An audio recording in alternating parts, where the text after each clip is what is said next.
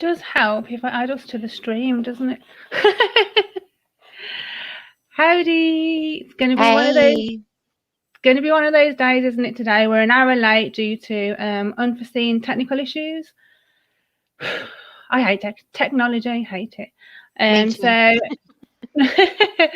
So delayed, but I'm here with the wonderful. Do you know? I didn't ask you how to pronounce your name. I would say Majlis. Oh, yeah, and that's what people usually say, but it's actually Majlis. Majlis, Because the right? Norwegians have the silent J's, so otherwise everyone just calls me May. It's easier. Okay, I'll call you May. Yeah. So yeah, I'm here with the lovely May, who I met through my Ex Jehovah's Witness group. We've chatted a bit, and May wanted to come on and tell us a bit about her story, her experience of being a Jehovah's Witness, and what it was like. So can you let us know a bit about your background, how you became to be a Jehovah's Witness? I had no choice in it, actually, like a lot of us. No, I was just born and raised a Jehovah's Witness. I think technically didn't realize what it was until around 4 or 5, and then I remember like door knocking and things like that. My dad became a Jehovah's Witness when he was 4, so and then my mum was brought up one as well, and my grandmother was a Pentecostal from Norway, but when they moved over here to Australia, she had been knocked on the door, and she thought in her head, oh, these people, I would tell them to get me a Norwegian Bible and that will keep them away. They'll never find one. And then, yeah, and then they came back, the sisters came back. She lived in Fremantle in Western Australia, and they came back with a Norwegian Bible and showed her Jehovah's name. And then the curse began on our families. Yeah, no, it's just, yeah, I was just raised Jehovah's Witness, got baptized at 15, just reproved at 16, then disfellowshipped at 20. So, yeah. A curse indeed. You put that very well. So, what was it like for you as a child, as a Jehovah's Witness? Did you enjoy it? Did you feel restricted? Didn't enjoy anything about it whatsoever. Actually, I always remember this inner voice, sort of like when we go out witnessing, and mostly like in Australia, I don't know if it's the same in the UK, but they go out with rural witnessing, and like the Aussie farmers have guns, you know, and I don't know how many guns I've seen pointed at my face as a child. I can't emphasize how many. And then it wasn't even that. It was more that I think I was a very very intuitive child, because I used to try and add up things like, why are these people treating these like us like this if it's such a good thing that we're telling them? And then I started realizing that there's laws for other people not to go on personal property, and yet the Jehovah's Witnesses aren't abiding by those laws. And that all like added up even when I was about 5, and I felt I remember that I realized I felt really nervous to go on people's doors and steps or go on their property, let alone open a gate, let alone go in if it says no religious callers. You know, it's all just pushed on you. And, you know, at that age, you don't have a voice. It's sort of like you're just a child, be quiet, just come with us, do this, do that. You know, mostly like my dad, he was very, very violent and huge alcoholic, huge. He's sort of just as bad as the cult itself, in my mind recovery program anyway. and we'd go out witnessing, and Dad would be putting on this like really nice front, and then we'd get home and he would change. Everything would change, and we knew it by a certain age. Going home was not a good feeling because that's where the unsafe things happened when they're supposed, it's supposed to be the safe place, but for us Mm. it wasn't. It wasn't. It was like it was kind of I don't know, a double whammy bad because go to the Kingdom Hall, I didn't feel true like love. I felt it was very cosmetic and Mm. um, very fake, and that's as a child, like you know. And then I'd get home, and then I'd feel like that was just straight out not love at all. So I don't think I had a chance at seeing much love when I was younger, except from my grandmother, who stayed with my grandmother once she left the witness in Frio. He still stayed with her for until his life not long ago ended. And yeah, he was kind of sort of how would you say it? He was my only sort of safe place ever. Mm. Um, and that's even up until recently, he was the only one that understood me. He understood me as a child when I didn't like certain things, and if I got to see him, he'd always just make me feel like he loves me least. Like he doesn't love what I'm doing. He doesn't love what what grades I'm getting at school or how many watchtowers I placed that week. Things like that. Mm. It didn't matter to him. All that mattered was me, and that's I think the thing that stuck with me through life is that he was the only source of love, and that is like I don't think I wish I could tell him. Like I wish I could tell him now um how much that solid brick in my life actually made a difference, Um but yeah, it was absolutely messed up. It was crazy. I forgot to even tell you as well that when I was I think I was 9, um my mum started getting really sick and like mentally unstable, and my dad self-diagnosed her with bipolar, so she went on the lithium medication and all of that jazz. And no sisters came around then. Like my mum used to have friends and stuff, and then when she got unwell, um I don't remember any sisters coming over with meals and things like that, like they did when we were just physically sick, and that me off. Sorry, but yeah, it really just didn't go well with my mind. And so since 9 is when I can say the official damage of the Watchtower Society has given me, because yeah, like Mm. I had to read her the Bible. I had to go by all these things that the brothers said are the only way to help her. And I'd stay home from school. And I even wrote a letter to the Watchtower Society, and it was absolutely secret.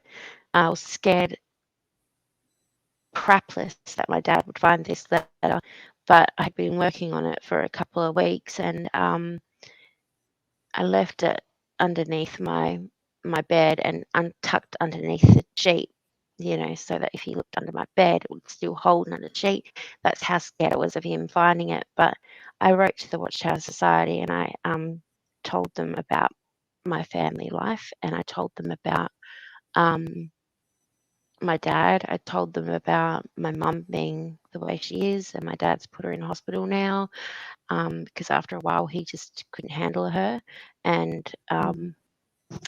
and said about my brothers. They're beautiful people, you know, really beautiful people, but they seem to be able to shut off a lot easier than me because they kind of had like a room that was outside of the house, and they didn't hear as much of the really adult, detailed crap that I did, you know. And so I wrote this thing to the Watchtower Society, and I remember I got home from school once, and my mum, you know, she was just up for one day. She was up. I don't know what was going on. That's all I thought. And she said, "Got a letter from the Watchtower Society," and I was like, "Oh crap! Oh crap!" And I was freaking out, but at the same time, I was like, maybe they're going to send help. Maybe I don't know. You know, as a child, you're hopeful in those circumstances, um, and she said, "I read it. You should have told me you wrote a letter to them." And I was like, I didn't want to say anything because I was like, "Oh crap," you know. And then she opened it, and we sat on the couch, and I was wondering why I was smiling so much, and it really freaked me out.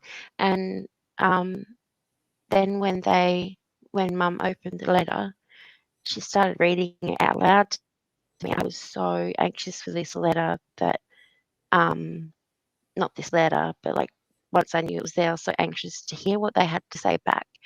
And this 9-year-old girl is reaching out to anybody, and she's telling you that her father beats the hell out of their mother and out of you kids, and you can't sleep at night. You're scared that you're going to never be able to leave mum alone, and I'm never going to have an adult life, and all of this stuff. And they write back, "Have faith in Jehovah, that all things go well. We are very proud of you, blah, blah, blah." And that was it. And a few scriptures quoted. And none of the brothers said anything. None of the brothers came up to me or tried to hint that they had heard anything. And I was just like, this is like, I look back now and I think that is absolute bull crap, because if a Wow. child, you know, if a child sent that into, I don't know, in the UK, but if it was sent into like child protection Yeah. places, they'd be like on it straight away. But not even the Watchtower Society just wanted to smooth it over and be like, yep, that doesn't happen with us. You're just on your own there, child. But, you know, yeah, so I knew from that moment on I was truly alone. It was pretty. I mean, even as a 9-year-old, you would be wanting correspondence back, but that's also, did they not realise putting you at extra risk by writing back to you? Yeah, Like, that's what I didn't understand. I was like, why did you do that? Like, I felt like a best friend had betrayed me, you know, like, how could you yeah, do that to me? You know, and it was, yeah. and they should have been straight on to sending somebody out to check on you anonymously, and don't tell them where they got the tip off from or anything like that. That's just disgusting. That Yeah. I'm not Yeah. shocked. I'm really not shocked, but I'm disgusted. Like, that's Yeah, bad. no, it's just a moment that I remembered that I didn't tell you about, and I was like, oh. And you know what? To this day, my mum has still got that letter because she thinks that she's so proud of me, and she brings it up. She's brought it up probably 5 times since I've left, which has been 8.5 years now, and she's probably brought it up a few times since then. And I like the last time she brought it up, and she was like, "This was my Maylis. This was my little girl. Who are you now?" Blah blah blah. And I was like, "Do you know what that letter was in response to, Mum? Like seriously?" Exactly. Yes. And then I told her, and she was like, "Oh, they were probably just doing the only thing they could, which was to tell you scriptural advice." And I'm like, "Nah, Mum, that's not the only thing they could have done. It was sent to the Australian branch that have now, in the last few years, been um, up for huge amounts of sexual assault charges within JW.org thing, and I think they've got 5,000 since 82 or something. 5,000 cases have come up, and a lot of people are like having an uproar here about it because once one started speaking, a lot of them started speaking, and then you know, it's been a bit of a spot where you're like, you want to watch it to see how they handled it.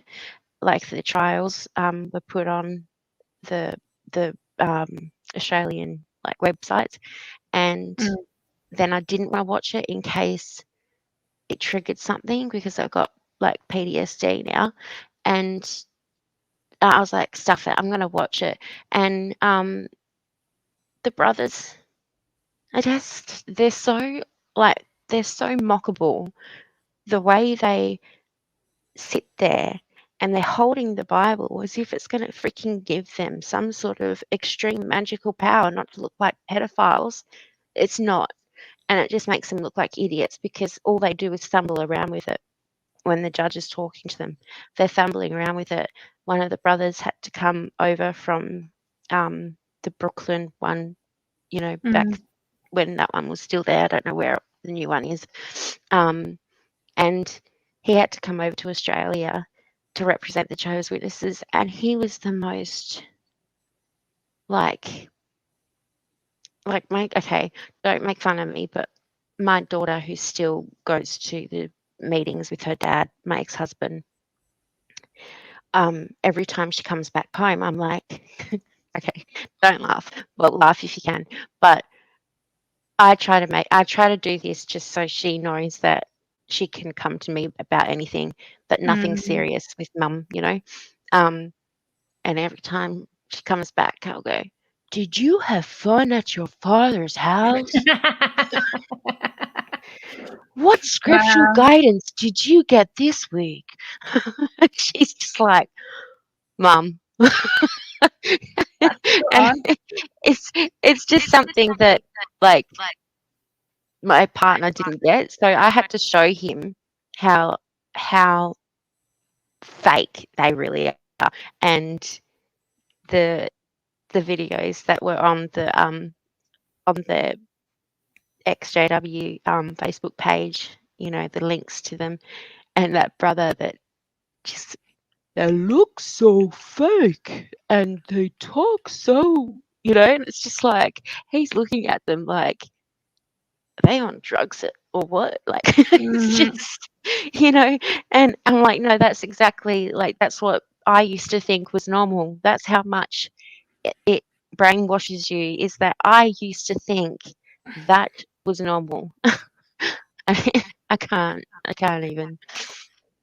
I'm glad that I left before any of that. Like, I left in 96. There was no internet. We didn't have to sit through really atrocious, like, broadcast. Like, how do people take Stephen Lett seriously with his rubber face? Like, it's just like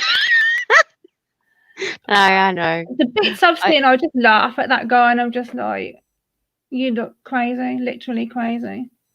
Yeah, the the thing I find really embarrassing for them is the Pope actually looks normal next to them.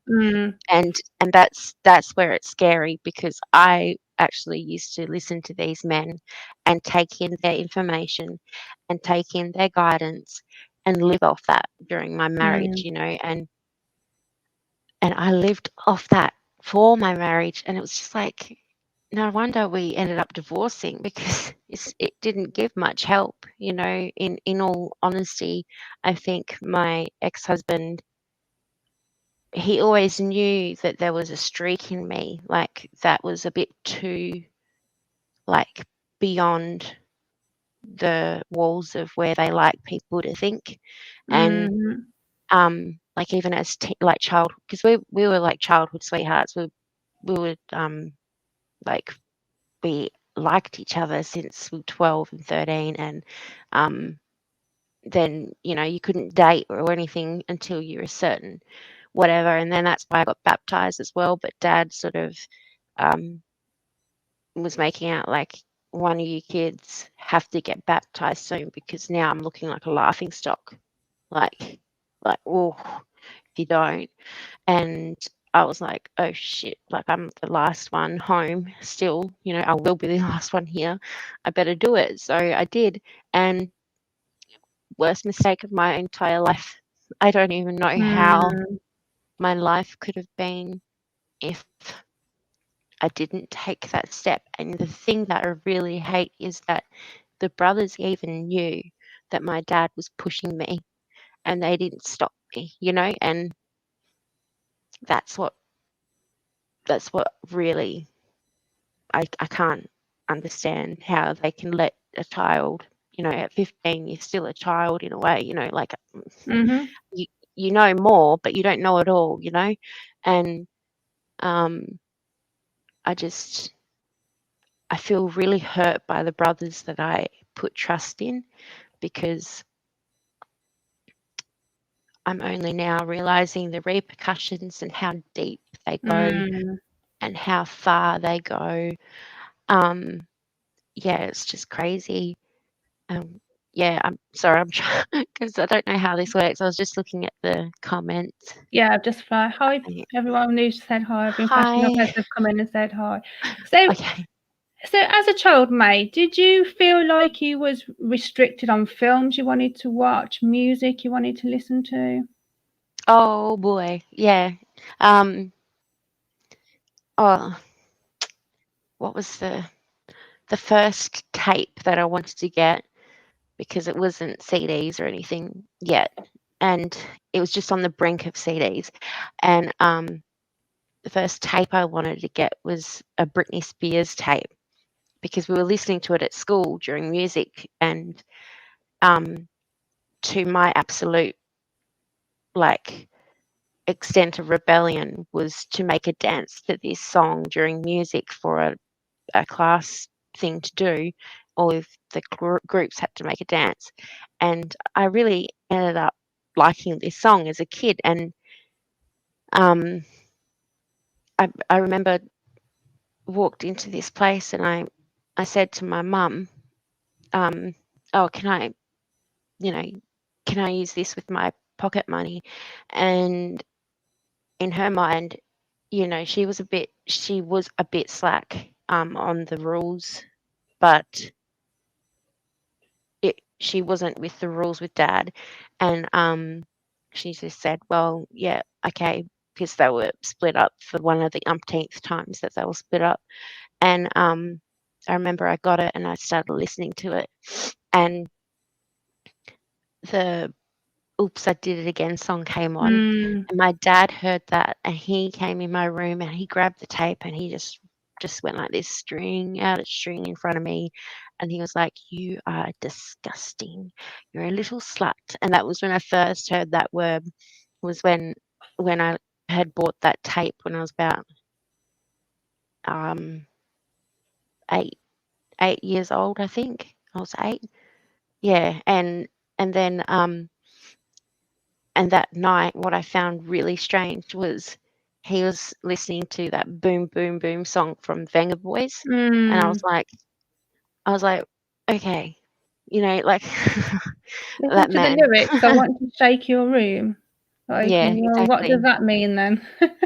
It was so hypocritical. It's not funny. Mm.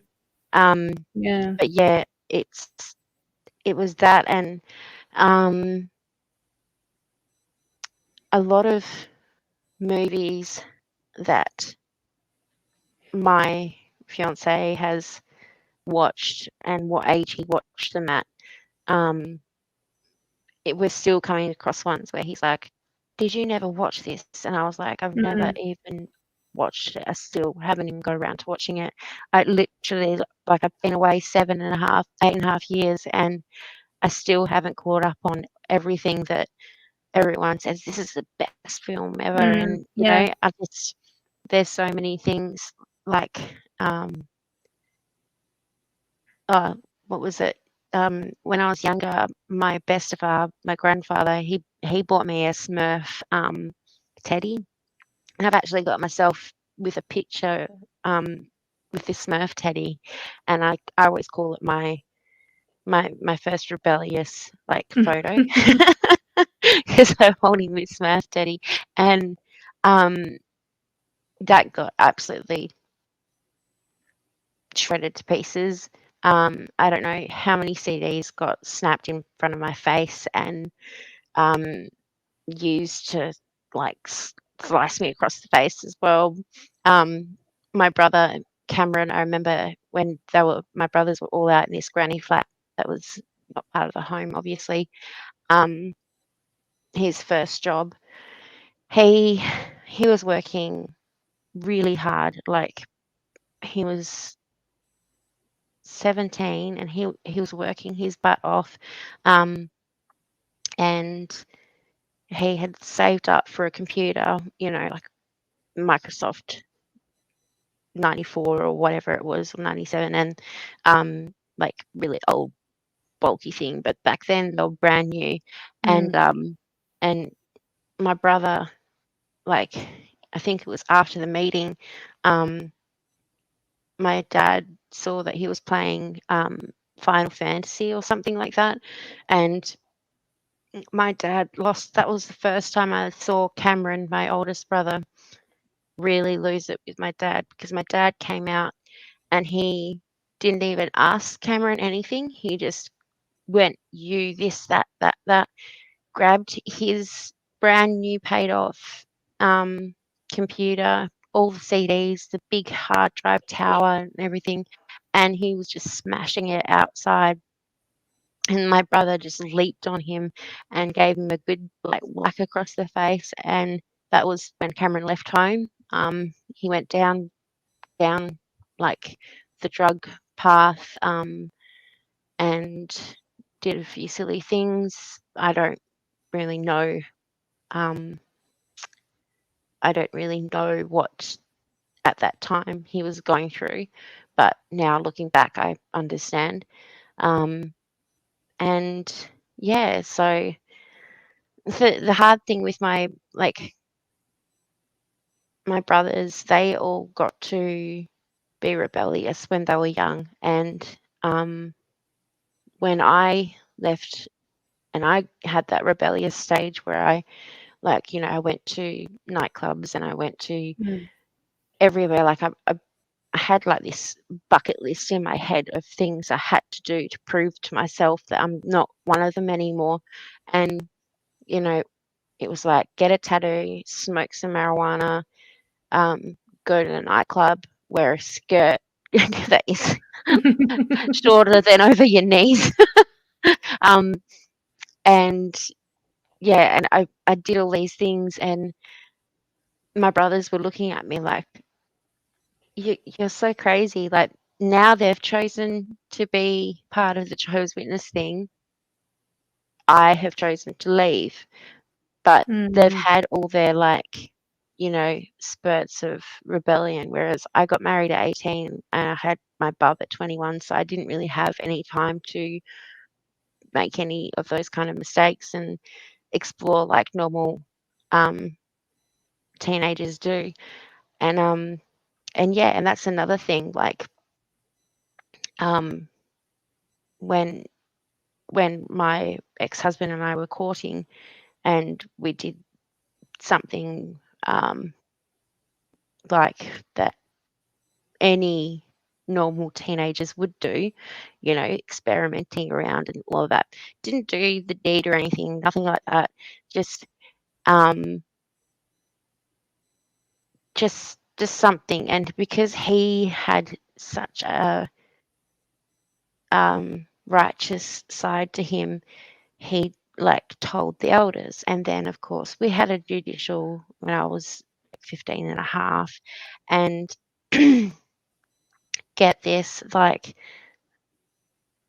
I remember that night I was so nervous because I was hanging on to this man like he's my only escape. I need this, and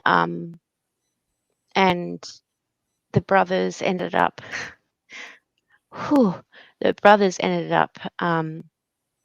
telling us both that we need to prove our love for Jehovah is stronger than our love for each other.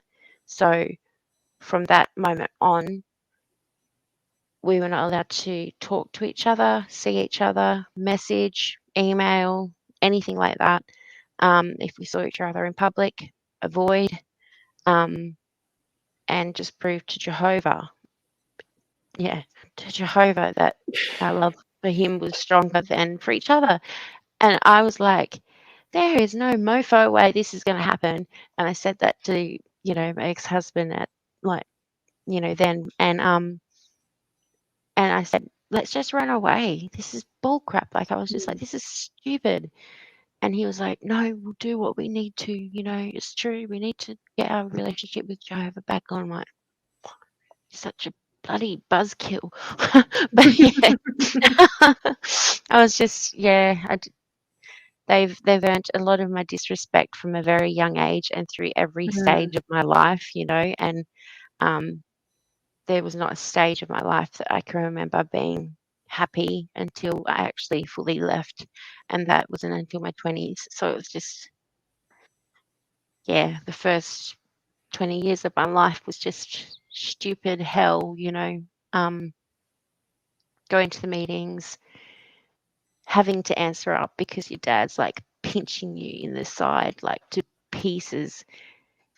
Literally, he'll sit there and he will squeeze us and like be like, answer up, no. Otherwise, I look like a bad parent. And I'm like, so like nervously, like. And I remember one night, my brother Jesse, he got a bit of a stutter when he was nervous, and like he couldn't read properly when he'd get all flustered, and he, the microphone got given to him, and we all remember that feeling, like when you were young, you're like, oh, and then you don't know how loud it's going to come out, you don't know if it's going to be too quiet, and then his throat just totally blocked up, and he was just like he was having a full-on panic attack, and my dad dragged him outside by the ear in front of everyone, and no one stopped him. No one stopped him, like, knowing that this man's a violent man. He's not good with his wife. He's not good with his children. They still watched him drag my brother out of the Kingdom Hall, and it was too dark out there for anyone to see, but he gave him a good wallop. He comes back inside the Kingdom Hall with a big huge egg on his head, and it was because he got so nervous. Oh, Wow. like, that's See, something I don't forget.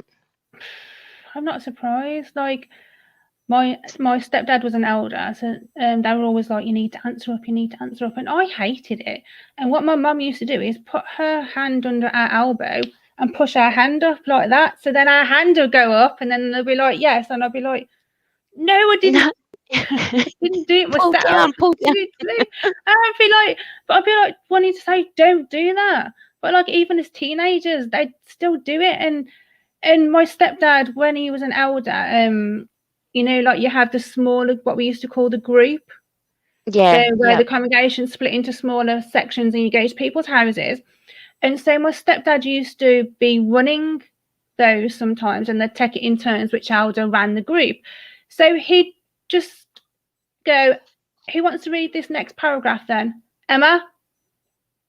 Yeah, and you're like, and I didn't say anything. What? So then I'd have to read the paragraph, and then he'd ask a question and go, so what do you think, Emma? And I'd be like, can you stop doing that to me? Like, putting me on the spot. But he knew towards the end that's the only way they would get me to answer up, is to literally just like, but it was horrible, like, to have that done to you.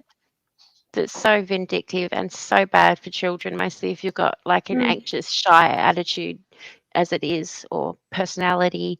You can't change who that person is. You can't push them out of that comfort zone, But yeah, no, that's something that my daughter is now getting angry at her dad about, because apparently he's just become an elder. And when I found that out, I don't think, like, my fiance was like, so what? Like, what? And I'm like, it's a big so what. A lot of things are going to change in their household, and it's going to be because he's going to have this quota to live up to, and Mm-hmm. Scarlett is thus going to have that quota to live up to, and that's more pressure on her, you know, Yeah. and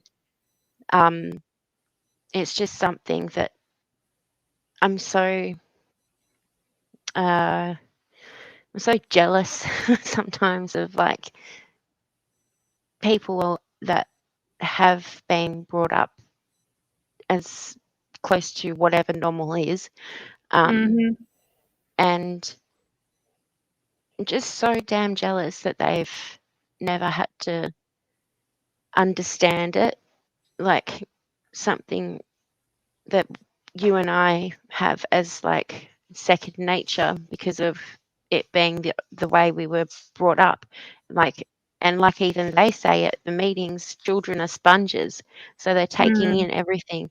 So yeah, we're taking in everything, and then later on in life, that is why we get so messed up in the head, because we're trying to deal with, oh, we're heading for the real world here, and we've got like our chance to sort of like broaden um our freedom, like push the gates open a little bit, and it's just so hard to do that, and it just sucks that you have to come to that age when you've gone through this cult, and other people like my partner just did what they did at their ages, and then Mm.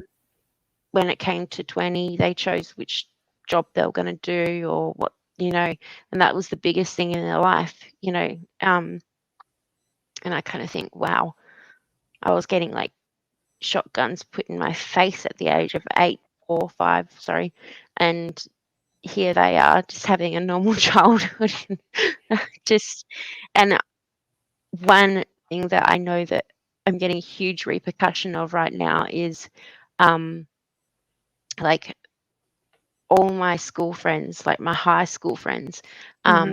I didn't stay in high school long because mum and uh, dad got scholarship for the second time, and then they got divorced, and he finally left him when we were all old enough to do what we needed to anyway. Um, but yeah, I had some really good friends in high school, and they've all stayed in that same group till Mm-hmm. today. And the thing that I find really like heart wrenching is that they've got all these photos up on Facebook, and there was a like a, what do you call it, what do Reunion. reunion, high school reunion, and I really wanted to go, but then I started seeing all these photos that people were sharing, um and I was like, I just felt really sad because I was friends with these girls, but they never really got to see me out of school time. Mm. And then obviously when I got married at 18, and they were going, "What the heck, you're getting married now?" Like, you know, and then I realized they were probably just starting to have their fun time then, you know, and everything was just so back to front, and now they're getting married, and now they're having children, like now. And, you know, I'm 31, so it's just like everything was just around the wrong way, you know, Mm. and um, I find it really hard to sort of look at photos that I could have been in, you know, instead I was back home because they were such terrible influences. Like Mm. literally the most gorgeous girls I've ever known and probably will ever know. And I was getting told that they're the bad influence. It's like, yeah, it's just crazy. Yeah. Wow. Never Yeah. stop sort of catching up on you, I guess. Yeah. Like I was engaged at 19, 20, and then I ended up calling that engagement off. And didn't go through with it, and then I left not long after that. Did your brothers ever speak out about the abuse they went through with your father? Um, mm, they didn't speak out.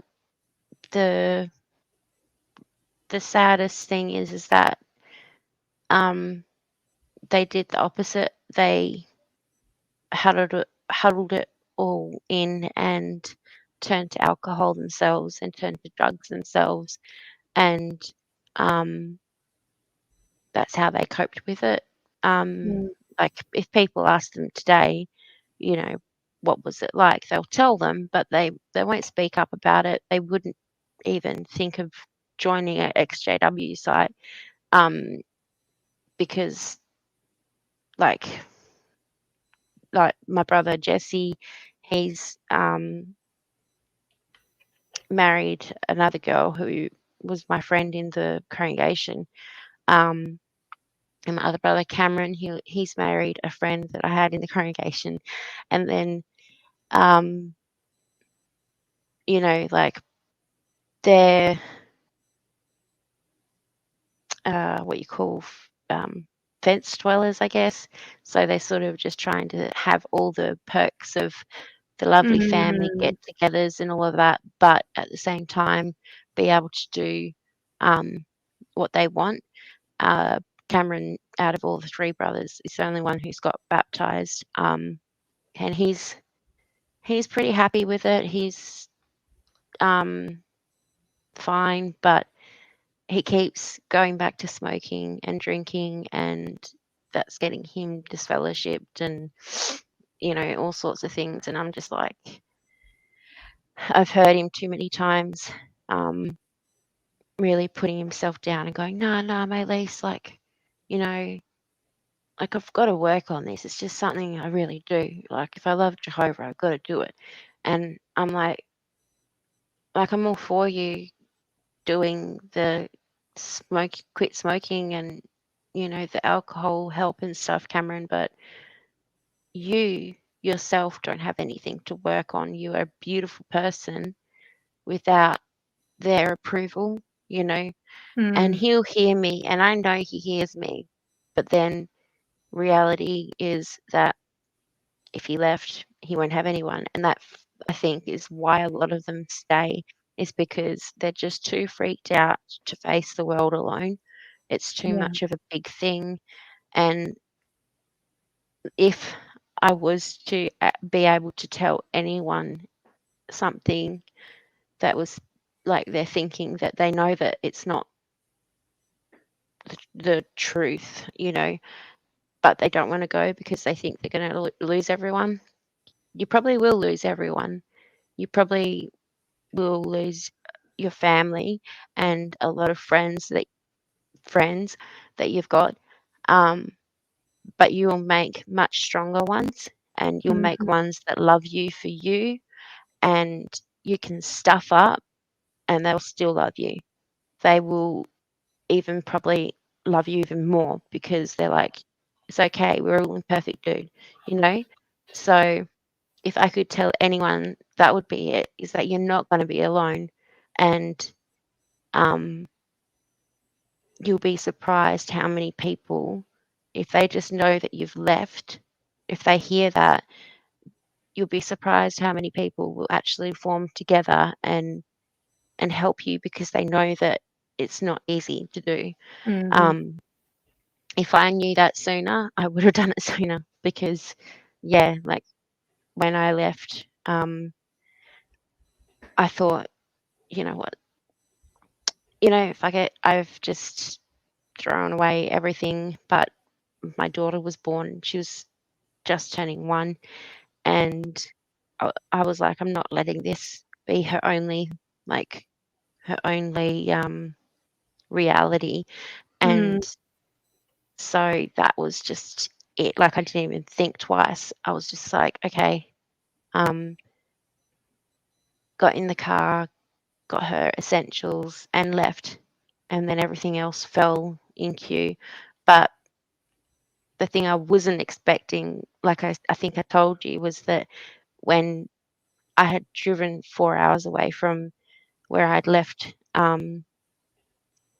the community had already heard that I was coming back home to my hometown, and that, oh no, but she's coming back as a non Jehovah's Witness. She's coming back with her daughter alone. has no one, and they knew that the community there, a lot of the witnesses like actually own a lot and run the town basically.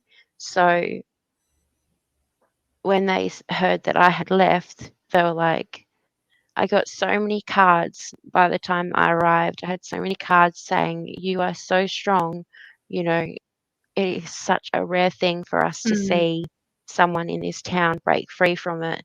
And we're so proud of you. What do you need?" And like, I wouldn't even put out a list of what I needed. They would just come in and obviously look around and then go, okay, yeah, she needs this. And then next thing I know, it's dropped at my door. No one's put a note there to go, it's from me. I'm the big good do-gooder, whatever, like the witnesses do. And I was just like, I was really thrown by that. And Mm. because we're taught that you won't find anyone that cares about you out there. You won't find anyone that wants to help you in a good way. Mhm. And then here I am, like, just after doubting myself for a 4-hour drive, I get to this place and the love was huge. And the thing is that usually there'd be a sister that um leaves like a long note about how, oh, thought of you with this, and I'm gonna, and here's this scripture, rah, rah, rah, and screw the scripture, whatever that means, and then, whatever. But these people were doing it just Mm. because they wanted to, and that's what really helped me sort of stick to my decision until, um, yeah, the sexual assault happened, and that's a different story. So you got baptized at 15. Did you feel Yeah. pressured into that?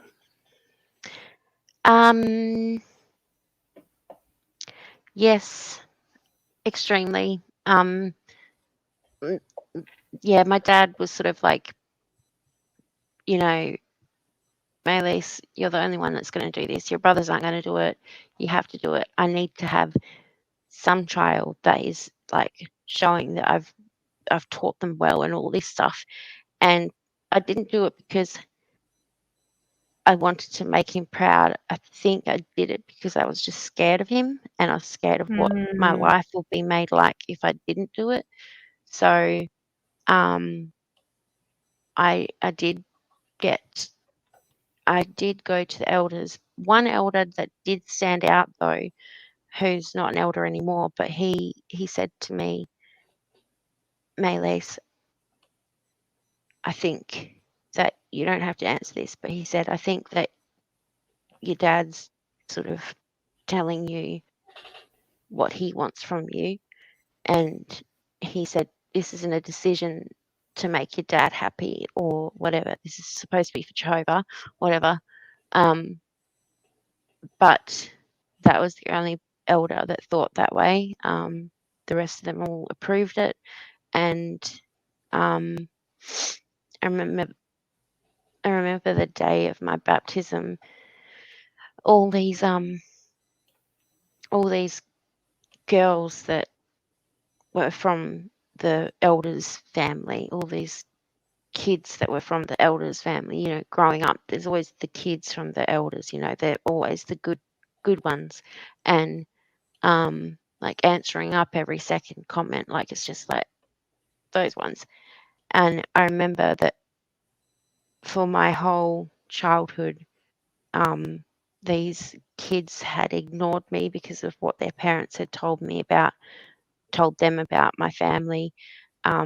Like, Right. yeah, it's not my fault my dad is doing this. If anything, you should be encouraging your children to be nice to me. But anyway, it wasn't like that at all.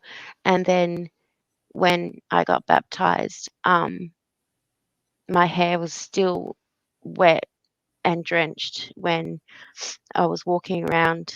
Um, and these sisters that were in my congregation and that went to my school, they all of a sudden, gave me a present and said, "Welcome to the sisterhood," and all of this. And I'm like, what?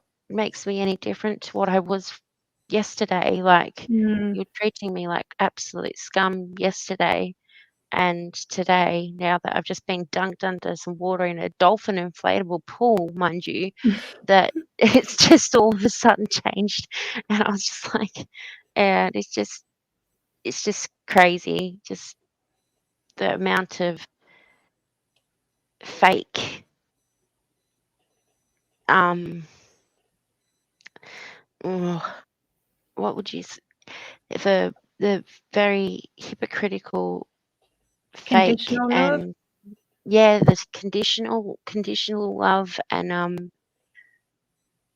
and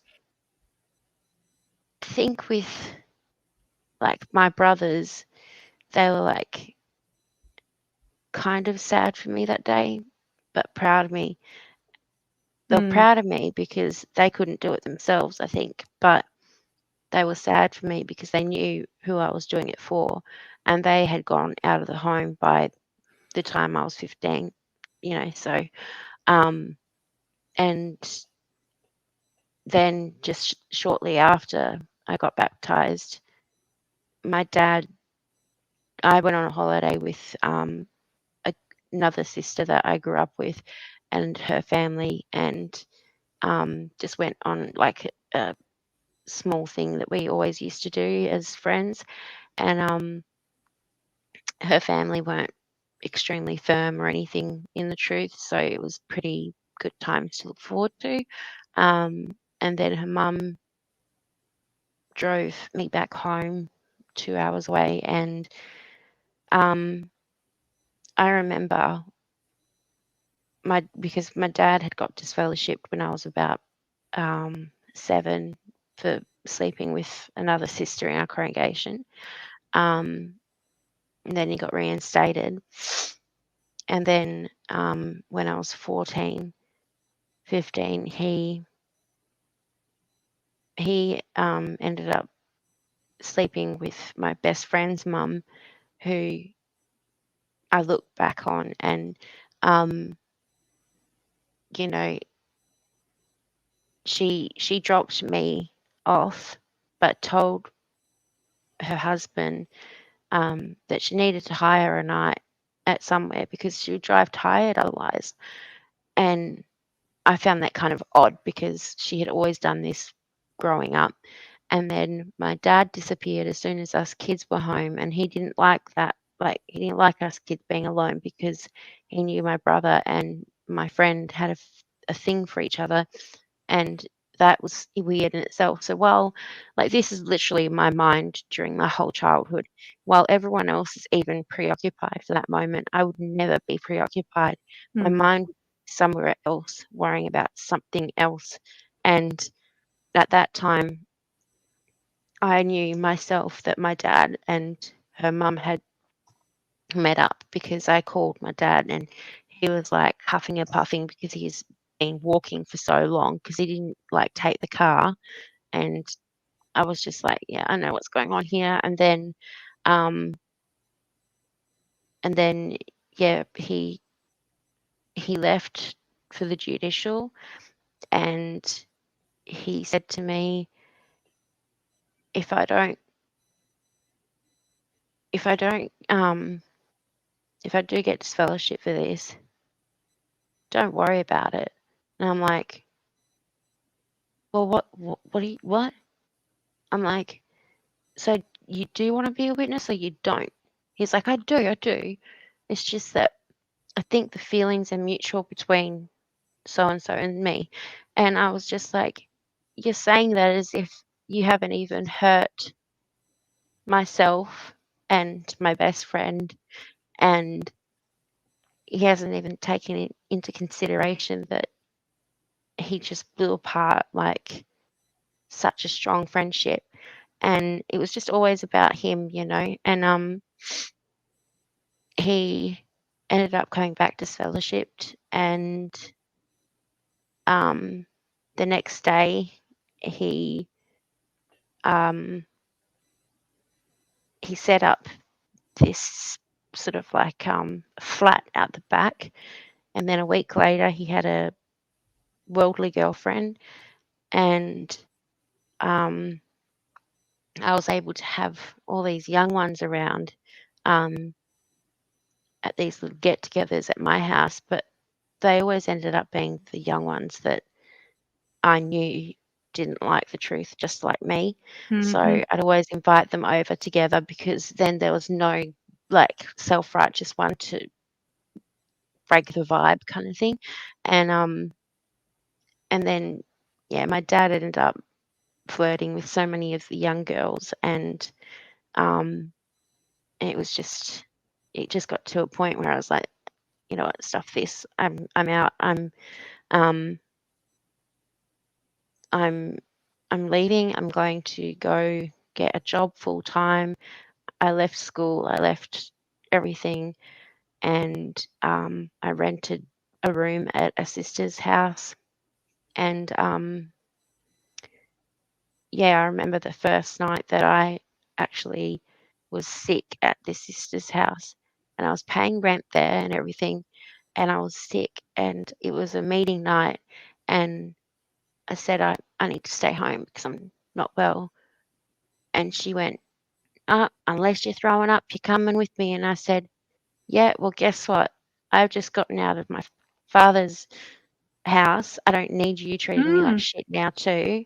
And you can shut your mouth, because if I need to have a night at home to sort of go through like a little bit of what I've just gone through my life, like to process it, I was like, this is how I was talking at the age of 14. I was like, just, yeah, no, I think that if I can have some time by myself and I'm paying rent here, I don't have to live under a rule of going to the same religious group as you. And then that's when she was like, oh, crap. And then I was kicked out, a week later. But it just, everything was just fake. And my marriage it wasn't fake, but it was ruled over by something that wasn't love. It was a fear, like, and the fear wasn't from me either. It was the fear that my ex-husband has, and that he lives off, like fear of looking bad in front of the brothers, fear of not getting brownie points and things like that, that ended up ruining us. And I just couldn't, for the life of me. I looked at my baby girl when she was born, and I was just like, okay, if this is not a sign for me to run, then I don't know what would be. So I had to, just break all costs and do it. And it's the best thing I've ever done. Honestly, like, yeah, okay, lost everyone, but I kind of think that they lost me, because we tend to sort of doubt ourselves when we leave, because we kind of think, yeah, but I did do this to make them upset, or I have done this, and it's actually not that way at all. It's sort of like we need to really focus on self-love, and that's why I think it's very important for all of us to sort of not get caught up in the like the don't get caught up in the I got through this and I got through that. We've all been put through this sort of like traumatic situation that will be true in all its form on one platform for all of us. So we just got to make sure that like self-love, and don't doubt ourselves ever. Like, it might get hard sometimes, but I think that's just life, and I'd rather face life hard now than if I was still back in the organization. Yeah. Yeah. So you ended up marrying the guy that you was reproved for when you were 16. Yeah. The one that told you to stay away from, you're not allowed to go near. Yes. They when that when that happened,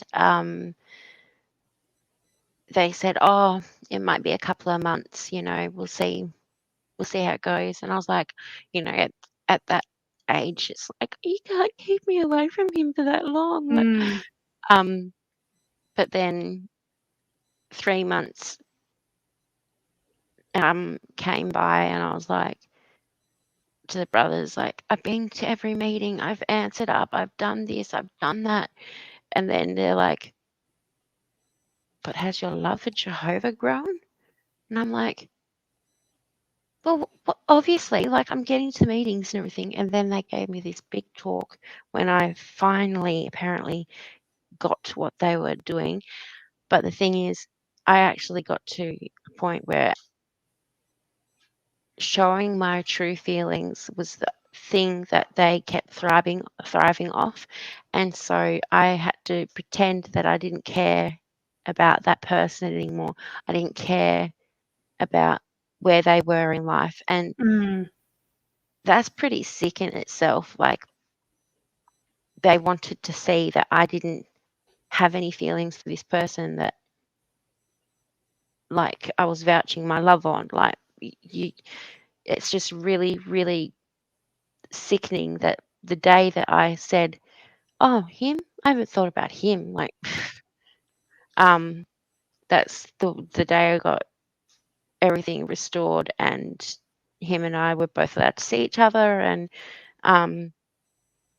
like, I think that he drove half an hour drive in about 15 minutes because he just is so, when we both found out, it was just like, and then didn't waste time, obviously, because they had scared us before. Didn't Yeah. waste time to get married and all of that because we didn't want to have that. Well, I thought that's what was happening. I thought that we wanted to know that no one can stop us once we're married. Little did I know that little Miss Blowjob through the plastic bag here was going to get us in trouble. I put that Did you want to story up, and tell? it's just Did so you want to funny. tell that story? I very unprofessionally need to run off to the bathroom. So if Okay. if you want to tell that story, I'll be back in 2 ticks. Because Okay, I might read some comments as well because I haven't. it's a story worth telling. Yeah, I've been flashing the comments as they've been coming through.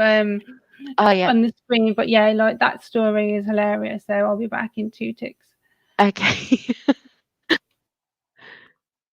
Yes. So on the XJW page, I tried to share with you guys a little laughing story. I thought was pretty, like, it's just something that I always use when people ask me about my life as a witness, being married and stuff. And I just don't want to get into the deep and darkness of it all sometimes. And I just go, I fall on that one. So I always tell them about, well, you know, my ex-husband thought that a plastic bag would even cover the sin of, oral. Back then was not allowed, obviously, or any time when you're married. And then the guilt for him was extreme. And then I get home from work the next day, and the elders are there at the dining table. I think that's happened a few times actually. Get home and they're sitting there as if they have always been able to sit there, and it was their dining table. And anyway, they just sit there, and I'm like looking at him going, what the hell is this about? And then kind of thinking, well, I just got home from work. Don't get yourselves comfortable at my dining table. Like, but then it ended up being a 3 hour. Oh, yes, now I am ashamed of myself. Like all other times, I just had to say what they wanted to hear because nothing else would matter. But yeah, it was quite quite interesting. Quite the detailed ones on the JW.org. But my partner doesn't find it so funny. Well, I had to make the joke, obviously, when I heard that in the group. When you said the elders all turned up, I was like, did they have carrier bags? Because I can just imagine them like.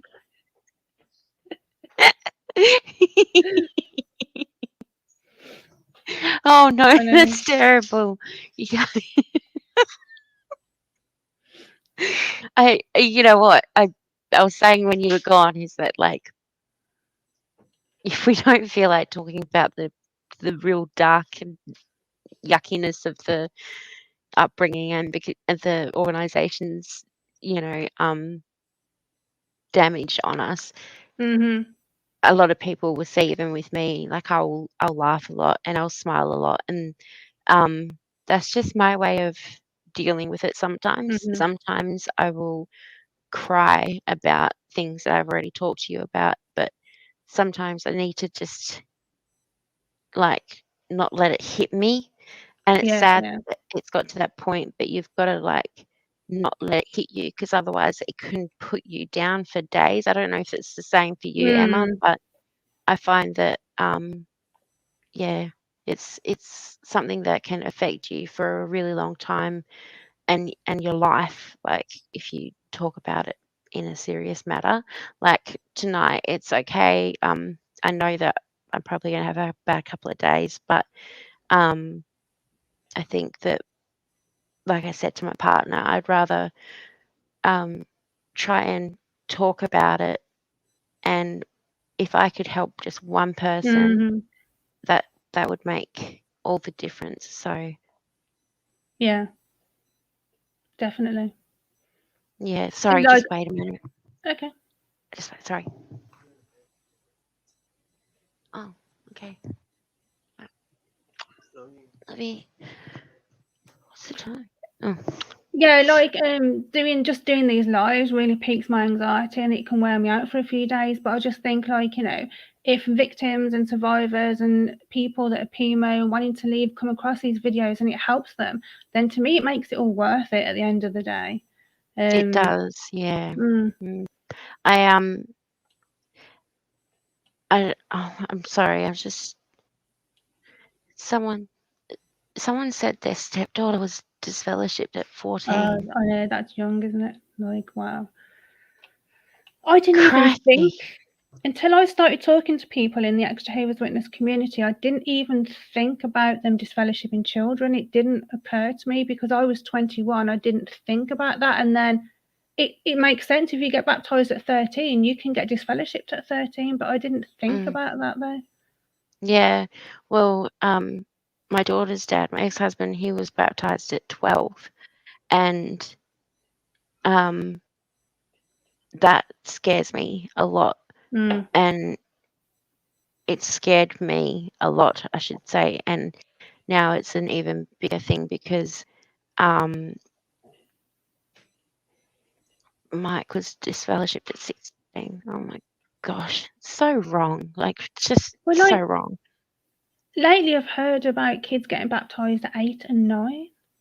Yeah, yeah. It's like, And I remember that there was a 8-year-old little Filipino girl in our congregation, and she was just that perfect little Jehovah's Witness girl, not a thing wrong with her, like dressed extremely to the spot dot of what the organisation wants, as if she's mm, visiting Bethel every single place she goes. Um, and then she baptized at 8. I was just like, oh my gosh. And then, um, like now my daughter's starting to understand things a lot more. Um, she Yeah, she actually came home, and not long ago, like I think it was about 3 weeks ago, she came home. I received a phone call from her dad, my ex-hubby, and he had said that um, Scarlett's starting to feel certain ways about what she wants to do with her beliefs and stuff. And I was like, yeah, I know. She talked to me about it already, because her and I have quite a close relationship, because once mm, we once I left the witnesses, he kind of just got really back into the mode of being a bachelor, and a brother bachelor, and so gets to go everywhere with every single person in the congregation, and no child, no wife, just whatever. And yeah, and then so Scarlett and I basically raised her by myself until she was turning 6, and then that's when he started to kind of go, well, I'd like to see more of her. So then when he started saying that, I was like, I couldn't in myself as a woman, I wasn't going to be one of those women that go, no, you're not seeing the child, rah, rah, rah, because he's a really good dad, but the thing that I was scared of is starting to happen now. And she came home with a letter saying that she doesn't want to upset Jehovah and all of this. And but it's just crazy because we'll talk all the time, and I make sure that I'm always open for her to talk to, because I really just don't want her thinking, oh, mum's the worldly one and dad's the one that's doing the right thing. But yeah, she's getting the influence of baptism and stuff. And I said to her, Scarlett, you know what? You can't. I'm not going to allow you to get baptized until you can make the decision to drink alcohol. And I say that because it's an adult decision. It's not something that you can make as a child. It's something that should be made with all awareness of repercussions if you don't want it in the end. It's like signing up for a surgery, and if you want it to stop halfway through, it's not going to happen. So like, you might not like it, and then you think you can just go do your whatever you want, but you won't be able to, and then you'll lose everyone. And I said, I don't want you to go through that. I want you to be able to be cool with Dad and I and his family and our family here. But yeah, she's very very anxious. Like, I see a lot of myself in her. She won't, like, we live in quite a long home. Like I've told you, it's from 1864. It's an old inn, and if I like go to the other end of the house, she'll start freaking out, and I'll come back into the room, and my partner will be like, oh, she's freaking out again. I've told her, you just go to the toilet, let her go to the toilet, blah, blah, blah. And I just said, you don't get it. She's freaking out because, they're being taught that Armageddon's any day now, and that it will come as a thief in night. And like, trying to explain to him the amount of anxiety he felt, you can't even freaking explain it. Like, you can't even describe that ripping apart of your ribs and your heart and your head and everything, all of it just going at once as a young child when you're supposed to be enjoying life. And she's worried about all these things that I always end up winding her down about. But by the time I've wound her down about it, she's back to Dad's that week. And so it's like a constant like thing. But I'm never, oh, thank you. I'm just trying my best. I'm not perfect, and like I said I say to Scarlett all the time, I am imperfectly perfect, and I'm happy with that. I've got flaws. There's people that don't like me, and there's people I don't like them, and that's just the reality of everything. I don't take things too serious anymore. said to her, if someone seems fake, I cut them off. And I said, when you were like born, for instance, like I cared about everyone's thought of me, but now I'm in a state of mind where all I care about is what my responsibilities are, and my babies are my responsibilities, you know. So everyone else can kind of just either like it or leave it, and that's how I really want her to think. But yeah, it's just so hard. Like, this didn't come in the parenting books. This did not come in the baby books, Yeah, you know. So it's just really, there is no freaking book out there on how to help a kid that's going through being raised in a cult. It's just not there. Maybe I should write one, but hey, you know, it's just not, it's not there. And it's something you just have to deal with as yeah. it's coming, sort of thing. I feel Yeah. sorry for the children as well that are stuck in between a witness parent and a non-witness parent, because it must be like my mum split up with my biological dad and remarried a Jehovah's Witness, and she always said, "I'll never badmouth your dad to you," but I always saw him as the bad person because of what I was taught as a witness. He smokes, he lives with his girlfriend. And then when I got older and left, I just looked at him and thought, you're just a normal person. But Yeah. as a child, I was so conflicted in like a good Yeah. parent and bad parent kind of situation. So it must be really hard to, you know.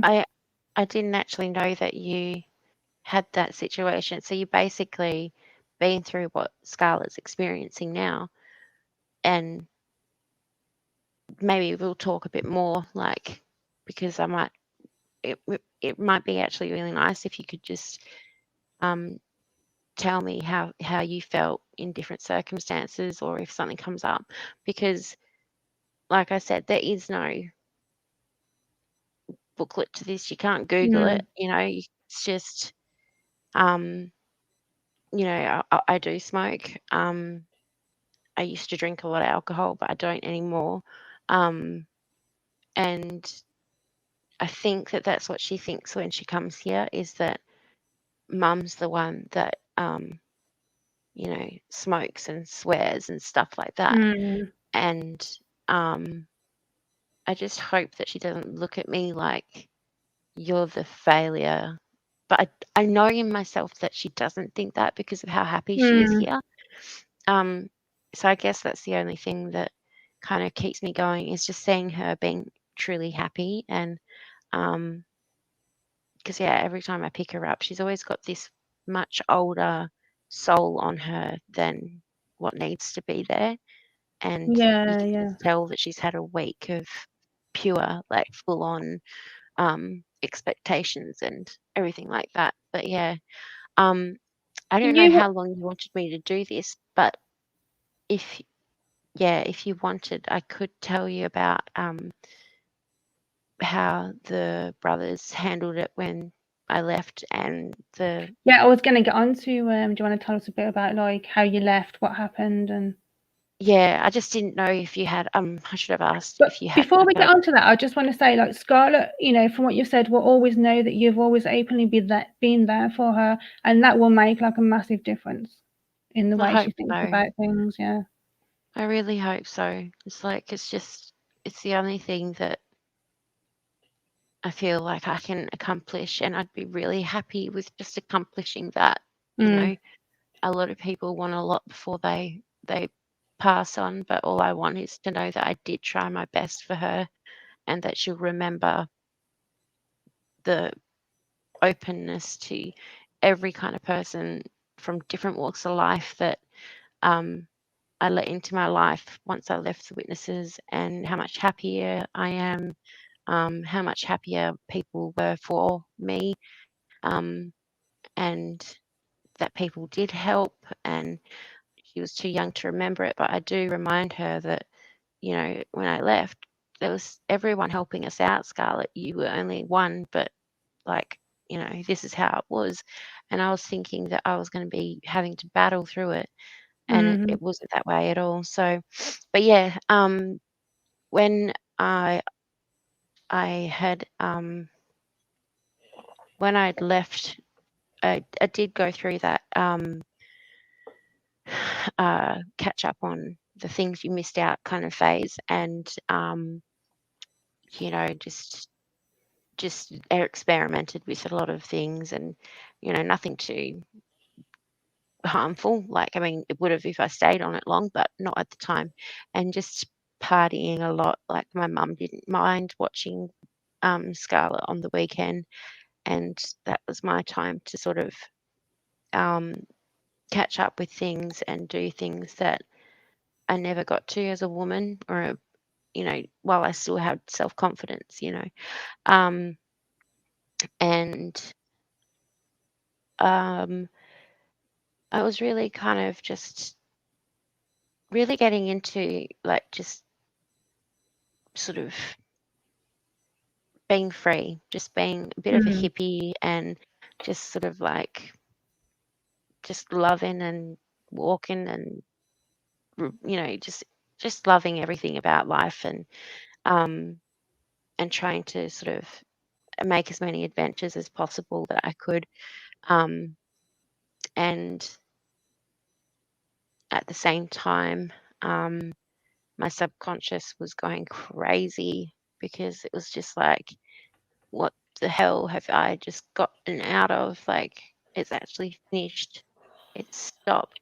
And I didn't like I didn't prepare myself for that as much as I should have, but you don't really know how much damage is done until Mm. you leave, and then it's like, whoa.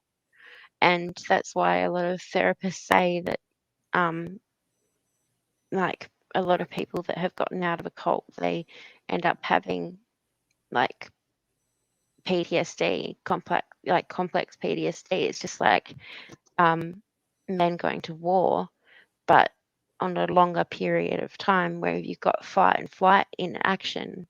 It doesn't it doesn't discern it from being at war, or from being in a home or in a cult or whatever, where things are bad. So your brain is still going through the same damage as Mhm. someone going to war, but just on a really long scale of time. And that wears the hell out of us, you know, and we cannot, like, we need to go easy on ourselves. That's a definite. Um, but yeah, when I think it was so 2014, um, I I lived probably about 500 meters from the pub in my hometown, and it was one of my weekends that I kind of just either went out and did stuff, or I just stayed home and got drunk silly and danced around the house, my music pumped up and whatever. So, um, but yeah, I ran out of wine, and I remember um, thinking, you know, this is my hometown, I'll be fine. I went for a walk to the pub, and about, I don't know, um, probably like 150 meters from my home, there's this big bushland, and a man, a backpacker from Chile, ended up raping me, and um, I don't remember much of the night when I go to explain it, um, but at the same time, it's also freaking clear in my head. Um, but the sad thing is that the biggest thing that hurt me out of it all wasn't even the actual incident. It was um, how people that I thought should care about me dealt with it. And anyway, I remember, I think I just went into shock, and I had a doctor's appointment booked the next day. Um, my mum wanted to come with me because it was something that she thought she knew something about. And then when she was there, and my doctor tried to like check some, you know, something to do with my body. Apparently I was like really like skittish, and my mum thought that was a bit off for me because she's like, I've never been like worried about doctors or dentists or things like that, and she just kept looking at me, and it was the only time in my life that I think my mum fully knew that something was not right. And I said to my doctor, I don't want to, I'm fine. Like I don't, the problem's gone away. I don't even remember what the problem I had booked for was at the time, but it had gone away. And then my mum was just like, when the doctor was typing and stuff, she'd be like looking at me, she's like, what's going on? I'm like, nothing, I'm just tired. She's like, did you get in some trouble last night? Or I'm like, no, just had a few drinks at home, mum, that's all. And then she was just like, no, Melise, this isn't you. You're usually the one comforting me all the time. You've like she's legit never had to comfort me in her whole life. And then I just let her know what had happened. I was like, this happened. This guy did this to me, blah blah blah, under my breath. And then she was like, what? And then she said, repeat that to the doctor. And I repeated it to the doctor. And then he was like, sorry, do you mind if I call the police? And I was like, no, I don't mind. And then I didn't really want to deal with it because I thought in my head, like, fuck, I've just dealt with getting out of all this shit, that I don't want to deal with this on top. I just didn't want to. And at that point, I just thought, why on earth was I even freaking born? Because it's just been bad up until here, except for my daughter. And they obviously called the police. I got taken to the nearest city's hospital and they did a 6-hour forensics on my body by itself. My brother Jesse, he was there by my side like a protective hawk out of nowhere. He was just he and I have always been really close, and so when this happened, it was very hard for him because I think he didn't know how to help me because it was something that another man had done, and he just kind of felt ashamed of his sex kind of thing, you know. And I just kept making sure I'm like, I'm fine, it's all good, like fine. And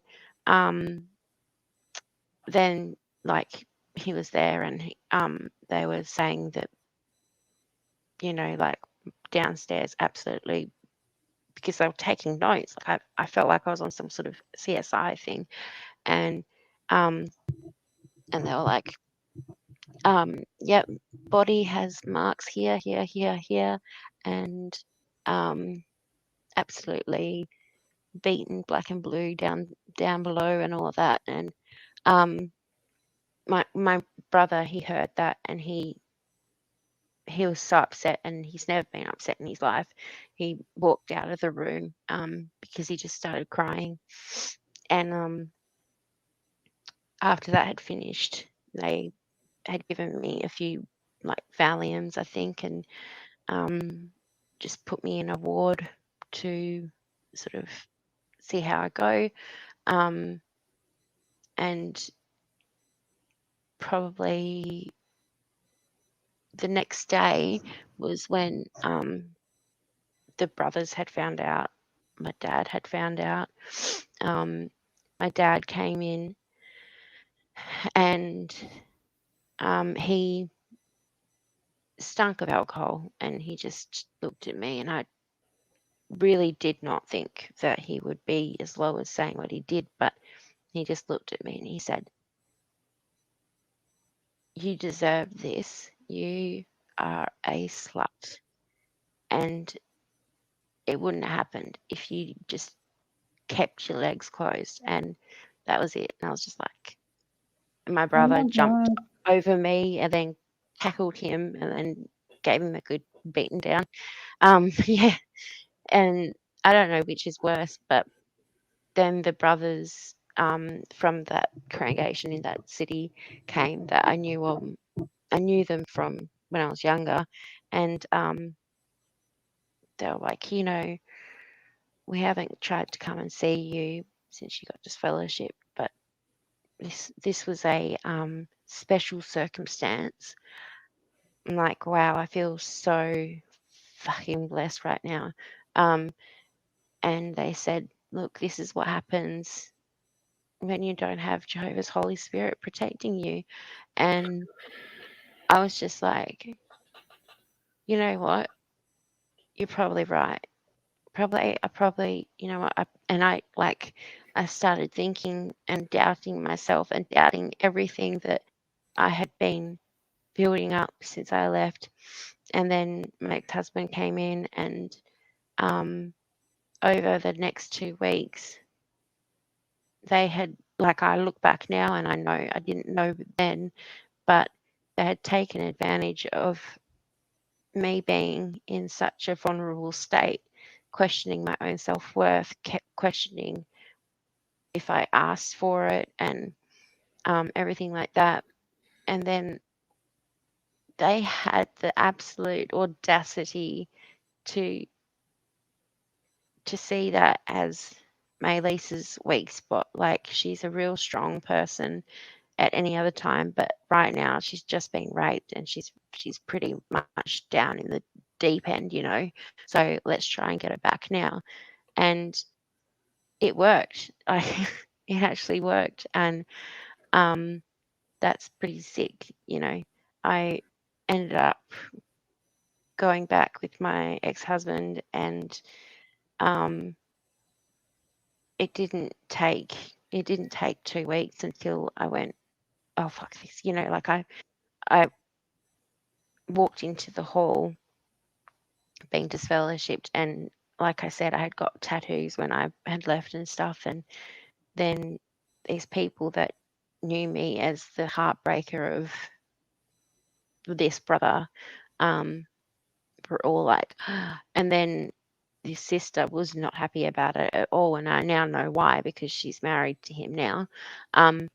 So she was a bit like not happy that I came back. And yeah, it was only 2 weeks, and then I think what really set it off was that um, it was just a playing thing. It was like we were driving back from the Kingdom Hall after a meeting, and I was listening to this song that I was really loving when, like, I was out of the organization, and it just had 1, 2 swear words in it. I don't know, but I had kind of started turning my head off to that kind of like paranoid about everything I say and do kind of thing. And then my my ex-husband just started like, oh, what, you still got this and this and this and that. And that was when I was like, what the hell? Wait, what? And I felt like I had just woke up, and I was just like, oh my God, run, you idiot. So I ended up just doing the same thing again. And then yeah, I had told the woman that was helping me with the trials and everything for the guy, and she was just absolutely disgusted that the witnesses had held it the way they did, the victim supports lady, that's right. And she was just like, that's actually the most sick thing I've heard someone do, like when something like this has happened to them. And I said, yeah, well, you can't really put anything past them. Like, I don't get shocked by anything anymore. So yeah, it was a pretty shit time, but got through it. I'm so sorry you had to go through all that, chick. That's horrendous. Like, Yeah. and people's reaction to what you went through, you as the victim, and the way they acted was disgusting. Shocking. Yeah. It's it just makes you wonder if they've got any actual human feelings at all. You know, like I can't, like, you probably think this too, you get in moments where you can't comprehend how they can go to sleep at night with the things that they know and the way that things are done. And then if the world has something to say about it, it's labeled as a test from Satan. It's just like anything that might make someone get a doubt, that's a test from Satan. Anything. And it's just like, yeah, it's just absolutely disgusting. I was so close to losing my life at that stage too, because when I had got back home, um, I did get to a point where I was really suicidal, and I got in my brand new car and I just put my foot down on this strip of road and I aimed for a tree and I went for it, and then nothing, like, stuff happened, but not the outcome I wanted at that time, and I'm really glad it didn't, because they would have won. But it just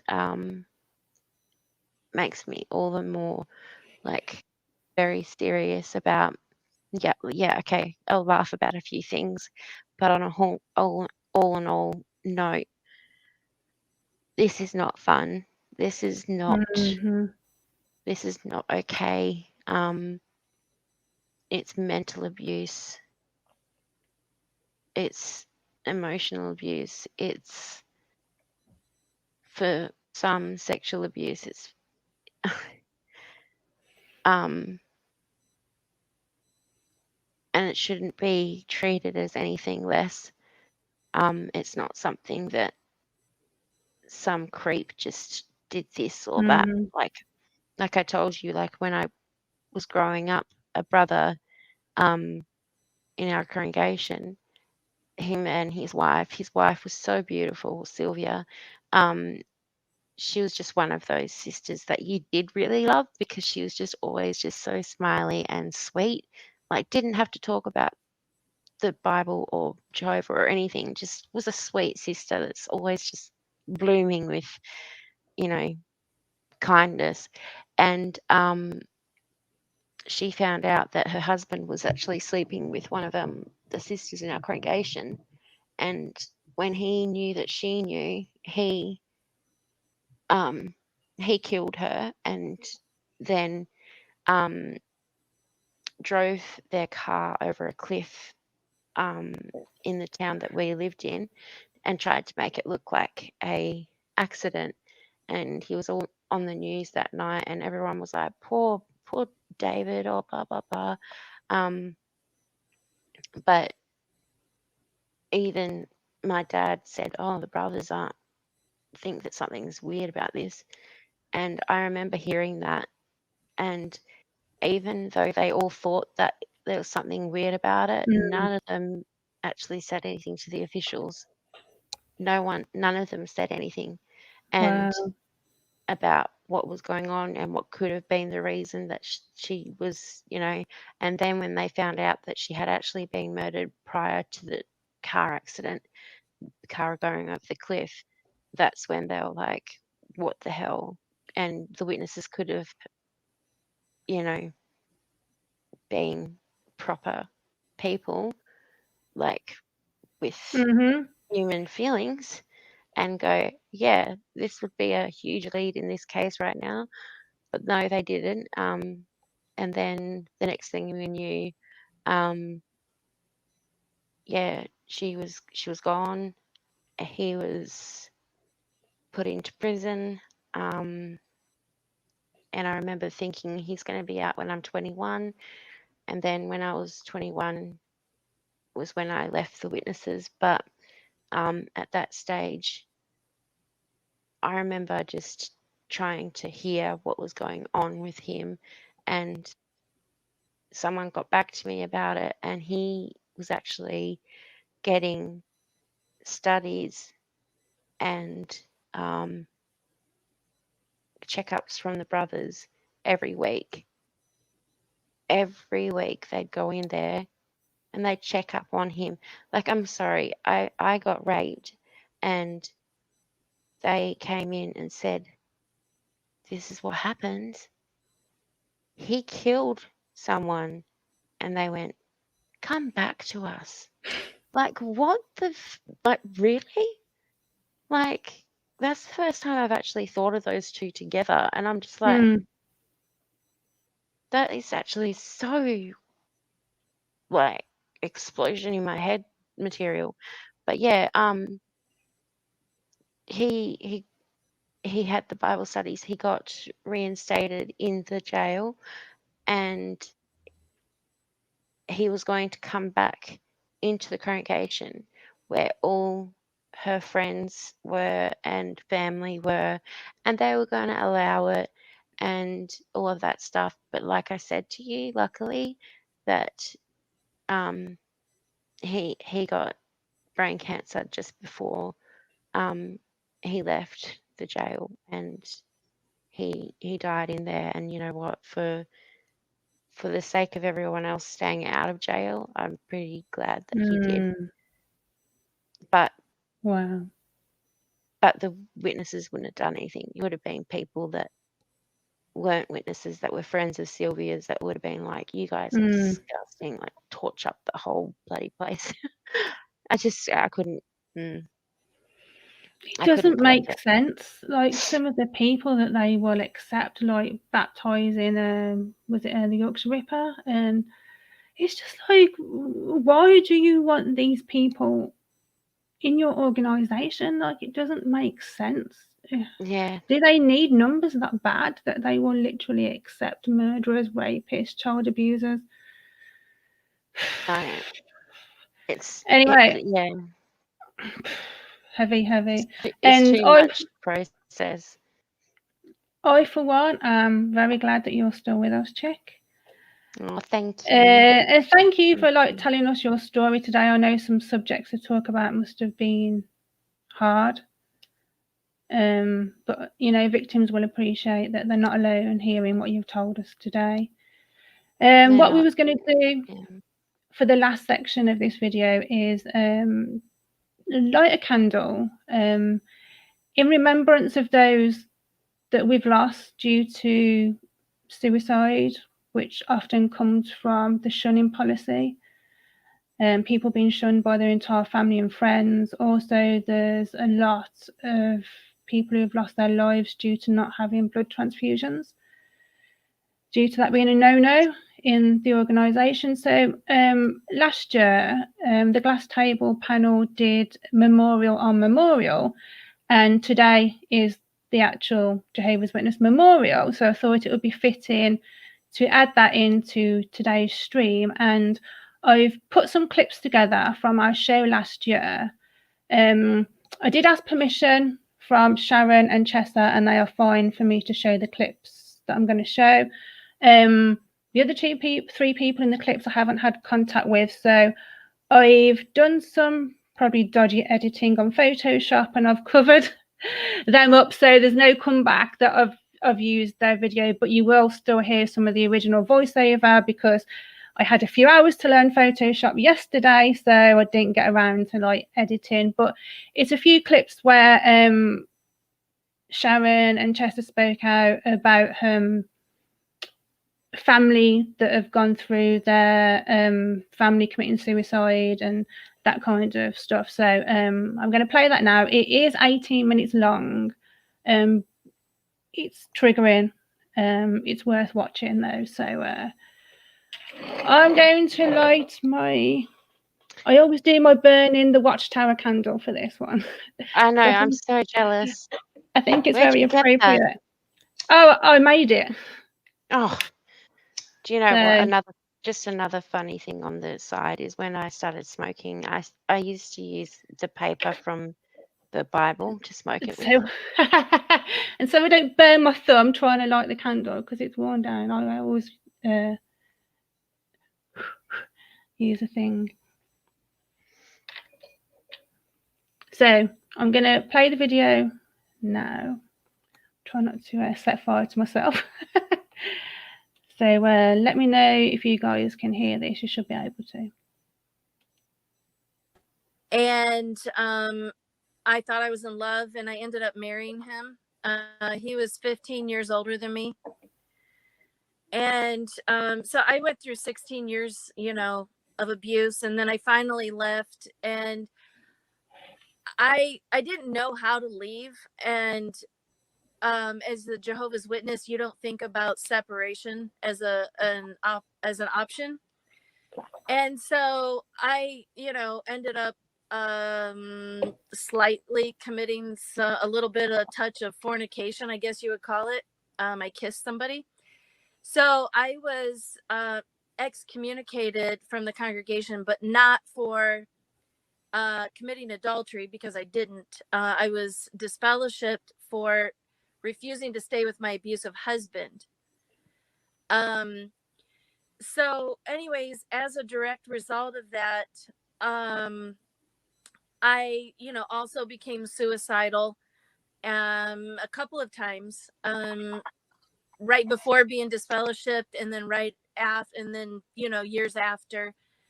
You know, there were times when I just wanted to end it all, and I didn't have the courage to do it. And at the time, I believed in God, and I begged him just to make something happen, you know. Anyways, I'm glad that he or anything didn't. I'm glad that I didn't. I'm still here. I'm better than ever. And I think, you know, throughout all of this, that's the message that I hope that anyone listening, if they're very depressed and they're having those thoughts, get help, because life can perk up, life can get better, and for many of us it has, you know, better than ever. So just hang in there, just one more day. Anyway, so after I was disfellowshipped, I have 4 children, and we went through homelessness. There were times I didn't have a vehicle. I had to walk miles to get to work. I had to walk miles to get back home from work every day. I supported my children, working 2 to 3 jobs most of the time, sometimes 4 jobs.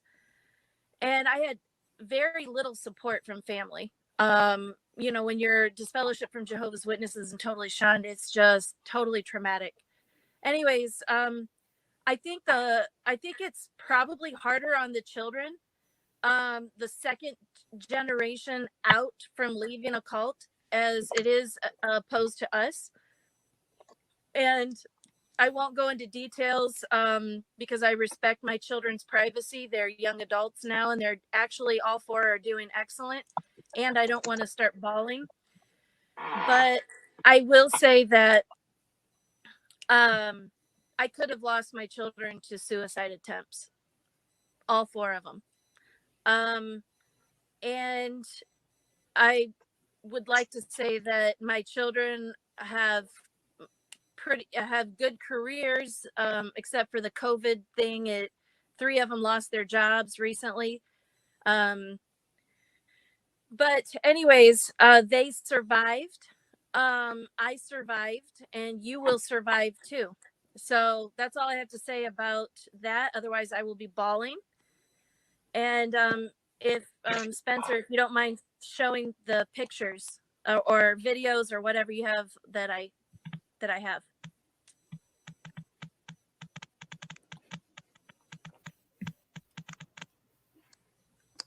And here we go. Give me a second here. Can you guys hear me? Yeah. Okay. Yep. Okay, great.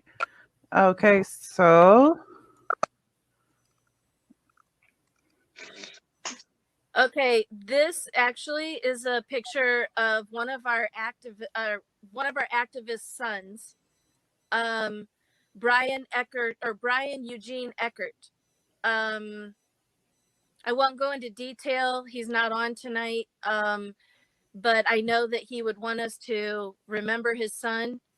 If I remember correctly, I think his son was only 19 when he took his life. And I believe he took his life in February, towards the end of February, and not a day goes by that Brian doesn't miss him dearly. And yeah, that's Brian's son. This is a picture of my Uncle Danny, who was a shy boy growing up with curly hair and a big smile. He got deep into Jehovah's Witnesses, became an elder, traveled where the need was great in the heart of West Virginia, and in a very poverty-stricken area, had 5 children, raised them in utter poverty. Sometimes they only had onions to eat, sometimes only a big bag of popcorn kernels. They had mules. They took mules through the forests deep in the heart of West Virginia, collected moss and sold it to hobby stores. And I mean, they really, truly had to survive. The Jehovah's Witnesses did not provide financial assistance for all of the pioneering that family did.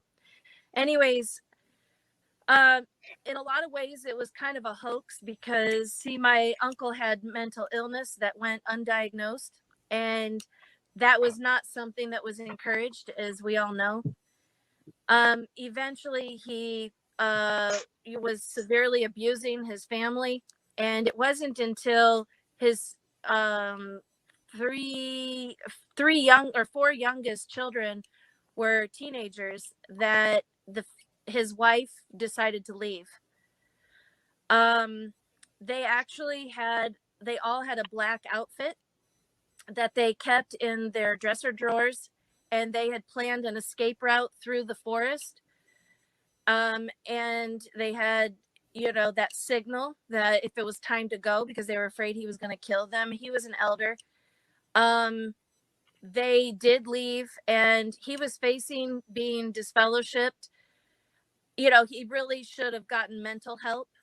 And of course, it was easier for the elders to just disfellowship him. And so he was they were going to disfellowship him. And instead, he pulled up in front of his oldest daughter's house and committed suicide. So when they came out in the morning, they found him.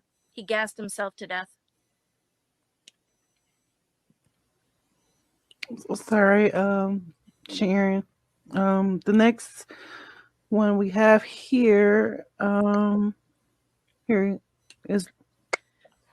This is a picture. This beautiful, beautiful woman is my ex-sister-in-law. Her name was Sarah Trevino Fleming Swartz. Married 2 or 3 times, I think. Anyways, she went through abuse in her marriage to an elder, and they got into an argument. She got punched in the face, black and blue eye. He was temporarily removed as an elder, then relocated. She went off the deep end, started drinking. She also is a sex abuse victim by an elder when she was a young child. All of her 10 brothers and sisters, most of them were sexually molested by this elder that studied with their family as well. And so she turned to alcohol. Eventually, she developed a rare blood disorder and started having blood clots in her legs. And she was disfellowshipped at the time. She was afraid she would die alone without her family near her. So she worked really hard, went to every meeting, even though she had blood clots in her legs and was supposed to keep her legs elevated. She went to every meeting. She got reinstated just in time. Her health took a turn for the worst. She never filled out the no blood card. And so 2 elders stood at the foot of her hospital bed as her legs turned blue up to her knees. And they kept repeating over and over, you don't want a blood transfusion, right, Sarah? Right, Sarah? Sarah died, I think she was 49 years old when she died of a no blood transfusion. And the doctor suspected she had lupus.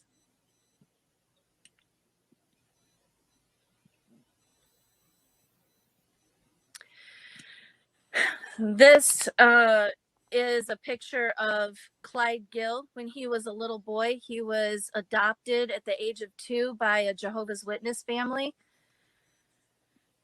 And do you have his picture? There he is again as a young man. And then I think there's one more picture of him with his sister.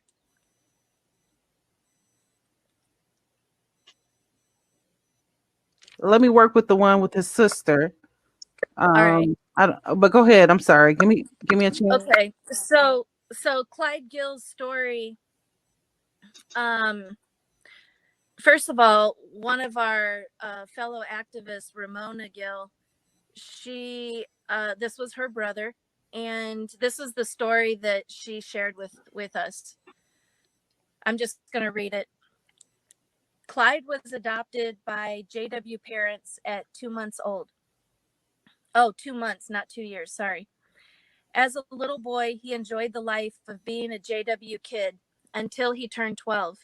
The bullying kicked in from kids and their parents, and she means at the Kingdom Hall.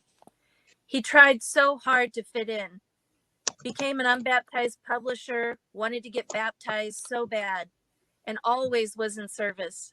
But the bullying never ended, only worsened because our family was not the popular one in the congregation. Eventually, he stopped trying. Afterwards, my mom kicked him out of the home at 16 because she felt he was interfering with my dad becoming an elder. While living on the street, he eventually started hanging with with a bad group of people. He lived on the streets from 16 to 23. He became an alcoholic and used opiates. The day of his death, he spoke to my mom about getting his life together, going back to school to get his GED and get a job. Her only interest was him coming back to the hall and getting baptized.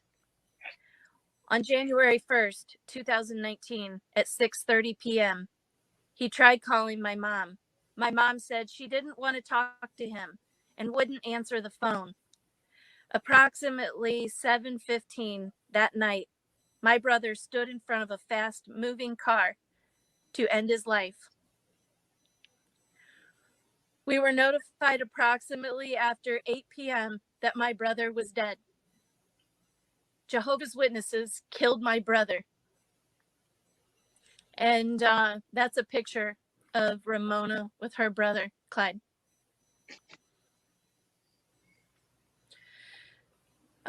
This is a picture, a lot of you probably recognize Sharon Fallis, and this is one of her brothers.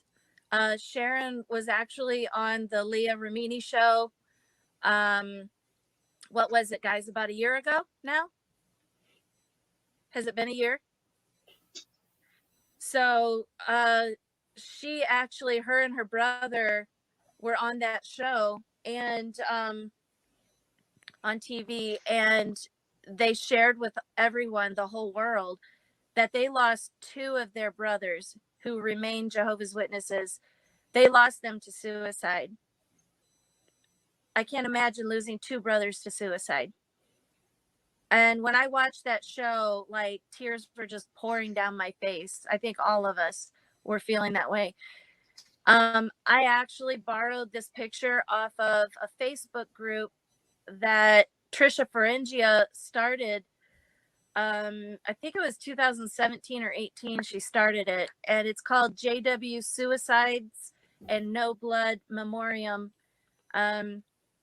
That group is specifically to share stories and a place for healing for people that have lost a loved one. Thank you so much, Sharon, for sharing those stories with us. Thank you so much for all of you who submitted your stories. And thank you, Ramona, for sharing those stories with us as well. We are going to move to... you can go to www.useourvoice.org /MOM and that will give you the list of names. Let me pull this up here. The one online is the most accurate because the ones on the brochure, even after I printed that out, there was more people that added in names. And there was also 2 names that were added since we started talking tonight. So I'm going to go ahead and read those as well. All right, so all right. This is in loving memory of Timothy Mannion, Donald James Peacock, Laree Slack, Douglas Ray Carson III, Vivian Medina Kenyon, Donna Lynn Sawyer, Seth Isaac Eckert, Craig Eckert, Kyle Tarrant, Tracy Rempel, Phil Rush, Sarah Trevin Fleming Schwartz, Harold Milliam, Julianne, Yvonne Layton, Panina Risgard, Eileen Sumrall, Daniel, Adrian Knott, Claire Cromus, Melanie Middleton, Joshua Walker, Vladislav Roslikov, Travis Grob, Wyatt Heckler, Janine Jordan, Laura Gracie, Luke Conroy, Zach Harrell, Alan Martin, Kurt Dovanovich, Vienna Isabella Baudry, Eddie Fuller, Rosalie Ope, Elias Titus Lopez, Marilyn Almond, Dwayne Fagan, Mary Jane Pelly, Anthony Akers, Trevor Vargas, Adrian Webb, Carolyn Nielsen, Craig Button, Christopher Sherrill, Ian Huell, Eric Reeder, Madison Horton, Nathaniel Lewis, Randy Follis. Did I miss I did miss a line. Juan Martin, Jacob Reams, Wendy Lopez, Omar Madaro, Camille Karen, Steve French, Ronnie Sissy Purdy, Richard Neal, Tamara Jefferson, Ash Redford, Pascal Smeets, Richard Wheelock, Catherine Brackett, Robert Follis, Nathan Savari, Lacey Crawford, Paul Hands, Amy Greer, Danny Tyson, Diane Rutan, Paul Holmes, Sarah Fleming, Stephen Stewart, Bethany Stewart, Dan Stewart, Lauren Stewart, the Millers, Trevor Trevino, Michelle Trevino, Corey Trevino, Marcella Trevino, Sandy Greer, Victoria Clemby, Stephanie Winger, Samuel Ewalt, Daniel Dorsey Dowen, Kelly Scott Jersom,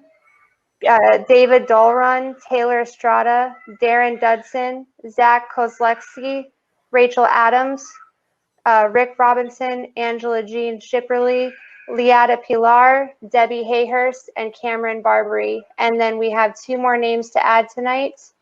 Those names were, sorry, I lost my place here. Goodness. And I want to add, I did not read tonight the way people had passed away, but if you go on the website, you can see, and half of that list is actually suicide.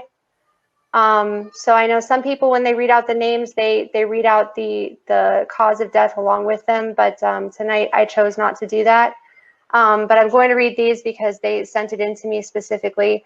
Susan Marie Westfall died from refusing a blood transfusion at 51 years old in 1994. And Freddie McLean passed away from suicide.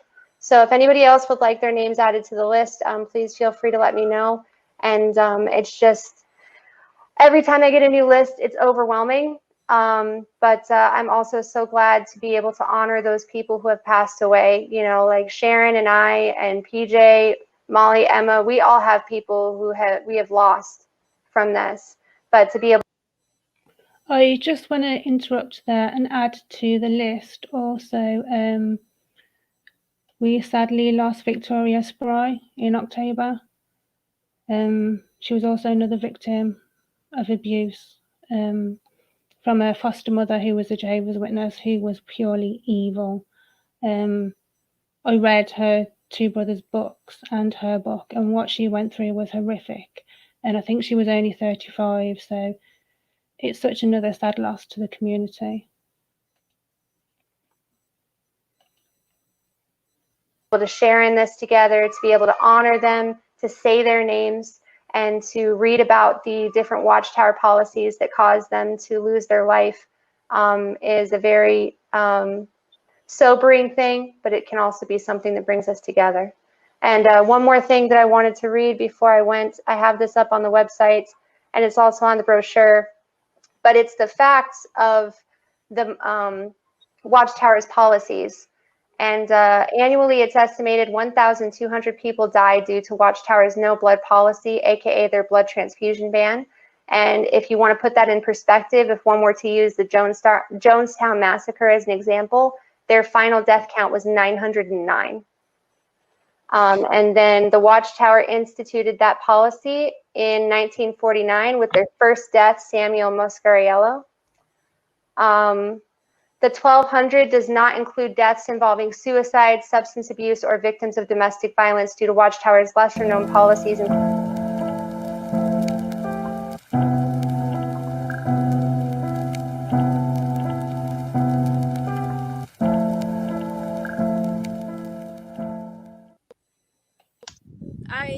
Oh, don't want to start it again.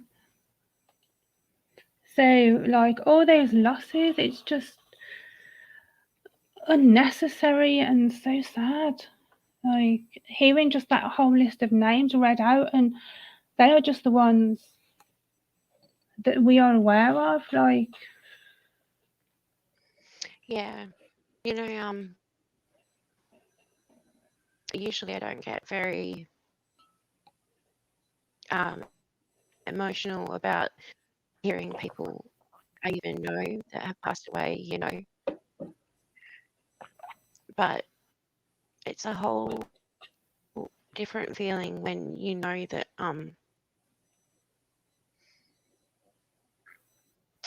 something that they make out is so innocent is not. It's not.